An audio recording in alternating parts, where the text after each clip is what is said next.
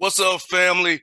Bet online is the fastest and easiest way to wager on all your favorite sports, contests, events with first to market odds and lines. Find reviews and news for every league from the MLB, NFL, NBA, NHL, combat sports, esports, and even golf.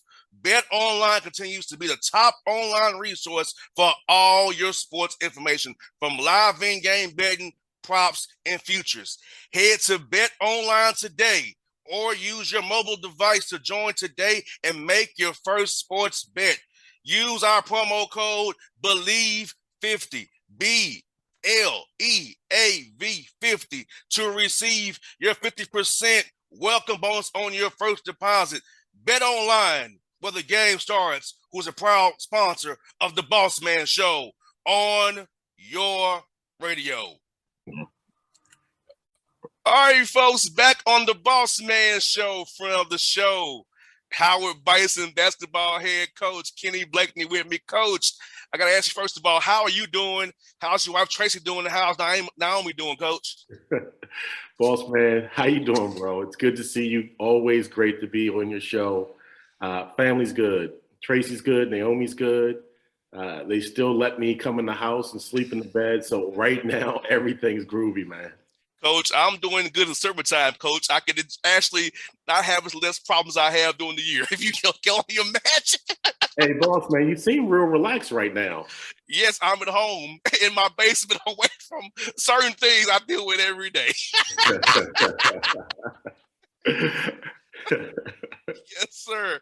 Yes, sir. Hey, Coach. Hey, man. Coach Blakeney, heading in your fourth year, man. Last year was a big jump for you guys, man. 16 wins, 9 in the MEAC. Tell me how's it feel to see actually the progress over at the Dream Factory coming to fruition, brother? I'm really happy. I think when I look at my my tenure here, year one was such an adjustment, and we got in. There was several players from the last regime that staff had recruited, and certainly I think when I'm looking at the roster and roster management, they recruited those young men to play along with, CJ Charles Williams and also RJ Cole. So there were some really solid, I think, role players that fit with what CJ and RJ both did well. So, taking over, we tried to go and piece together some young potential.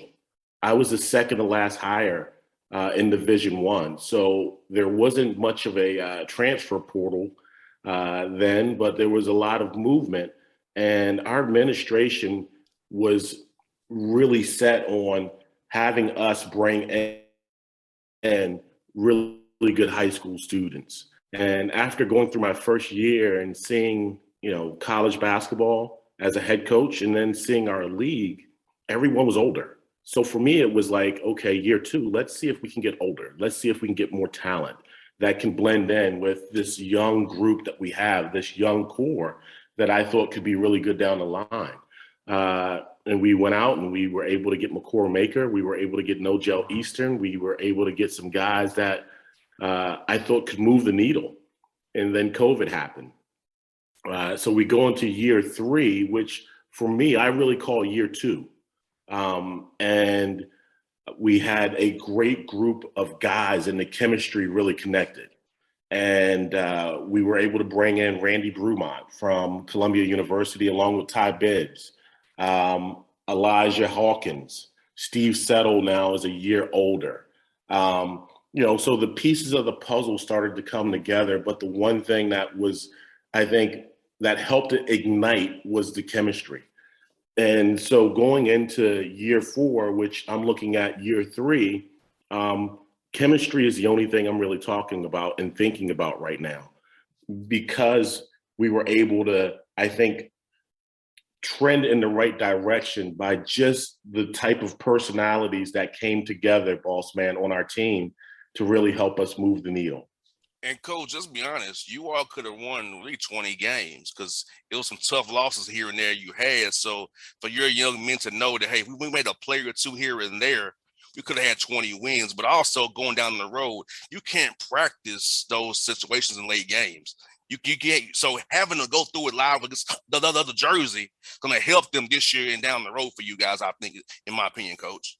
No, that's a great point, Bossman, and I appreciate you bringing it up. You know, it was the first winning season at Howard University in 20 years. Howard's only had 3 winning seasons: 1992, 2002, and now 2022 in the last 30 years of our program. So I'm saying that to say is like we had to learn how to win again.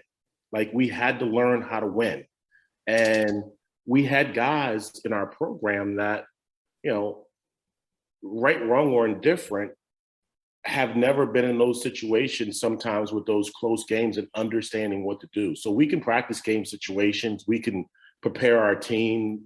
You know, we can pat them on the back and give rah-rah speeches as much as possible. But it's still in that fire with those lights on, a different type of, I think, reaction that, you can have either positively or negatively in those kind of situations. And in some situations we had success, in other situations we didn't, and see if we can, grow and learn from those experiences that we had last year.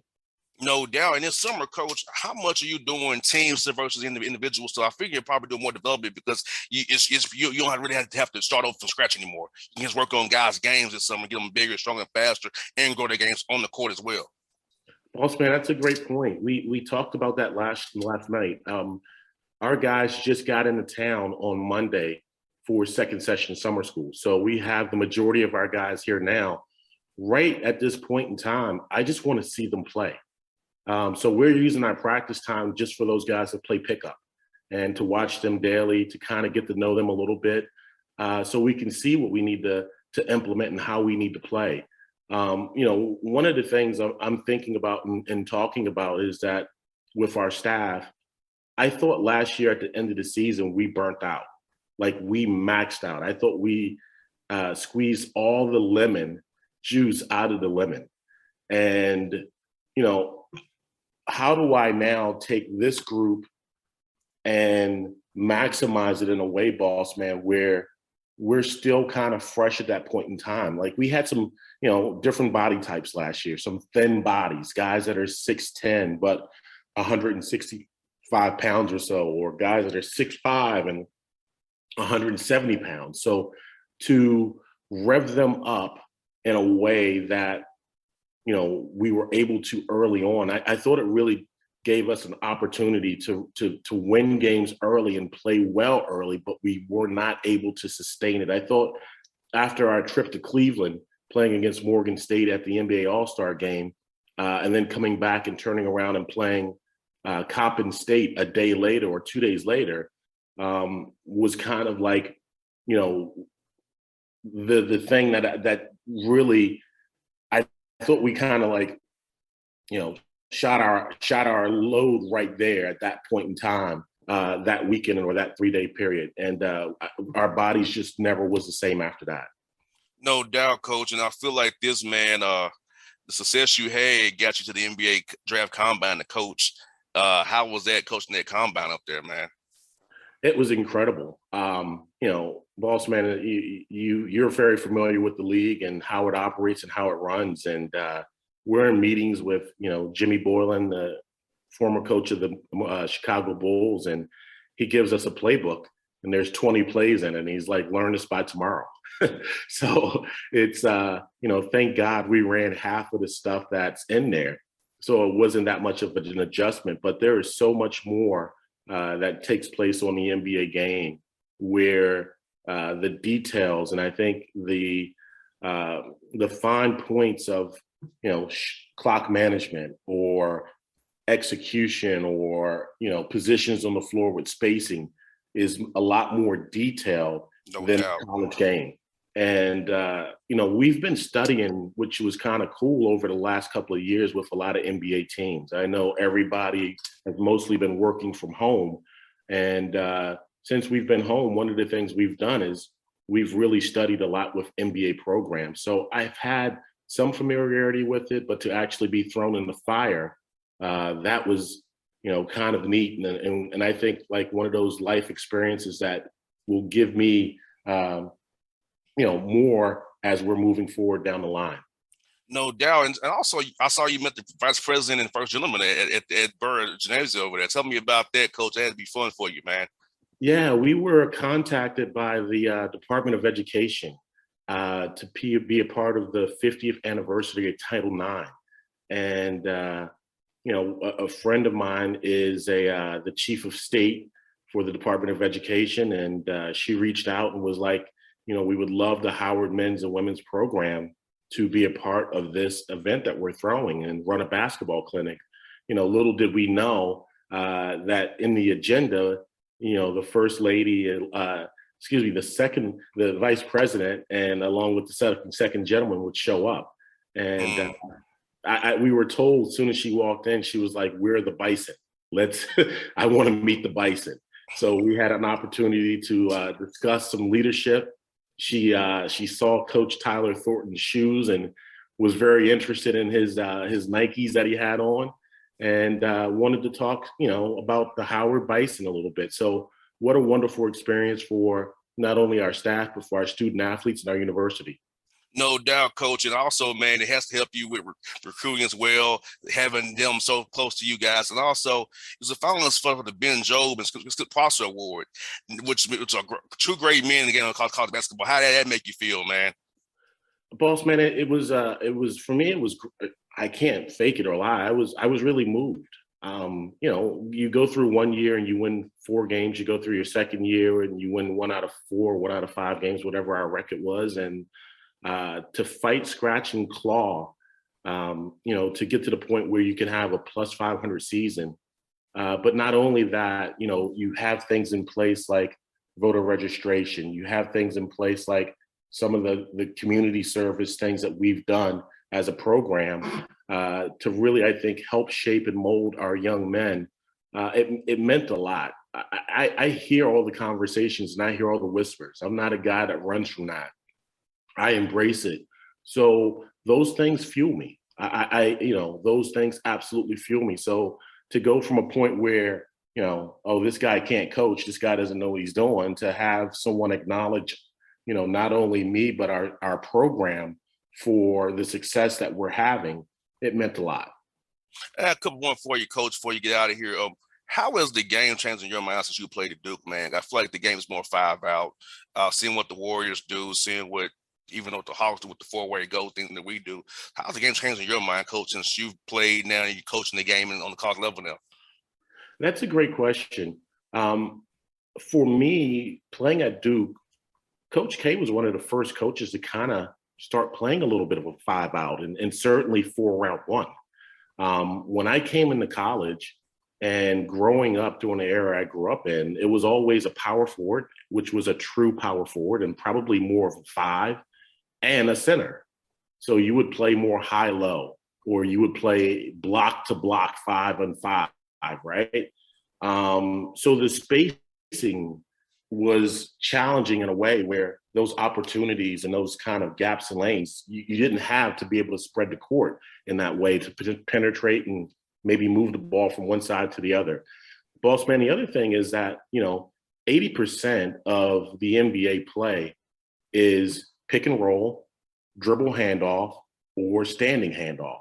So you're getting in more of, 2-man action, trying to get downhill, trying to get the ball to the other side to create matchups of either, I talk about this all the time. We want to play where we can get advantages on 5-on-4, 4-on-3, 3-on-2, 2-on-1.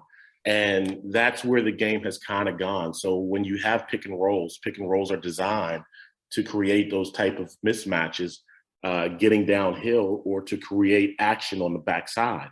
So those are some of the things that the game has changed. When you look at it defensively, Bossman, when I grew up in my era of college basketball, Bobby Knight, Coach K, they were about being in passing lanes and denying. So now when you see, some of the stuff where Tony Bennett and other programs are, they're talking about like defending more in the gaps or boxes and elbows. And I hope that's not being too technical. Oh, no, it's not. But the vision of that is to kind of create opportunities so now there's not much penetration going downhill. And you can be more in a supportive position to help your teammate. So those are some of the things that I think have changed. In defending ball screens is certainly another thing. If you have 80% of the game of the NBA game now using ball screens, there has to be a lot of technical details that have changed and been I guess innovated to defend those type of offensive possessions. So I think some of those things have been the biggest change in college basketball. What's up, family? Bet Online is the fastest and easiest way to wager on all your favorite sports content. What's up, family? Bet Online is the fastest and easiest way to wager on all your favorite sports, contests, events with first to market odds and lines. Find reviews and news for every league from the MLB, NFL, NBA, NHL, combat sports, esports, and even golf. Bet Online continues to be the top online resource for all your sports information, from live in-game betting, props, and futures. Head to Bet Online today or use your mobile device to join today and make your first sports bet. Use our promo code BELIEVE50, BLEAV50, to receive your 50% welcome bonus on your first deposit. Bet Online, where the game starts, who's a proud sponsor of the Bossman Show on your radio.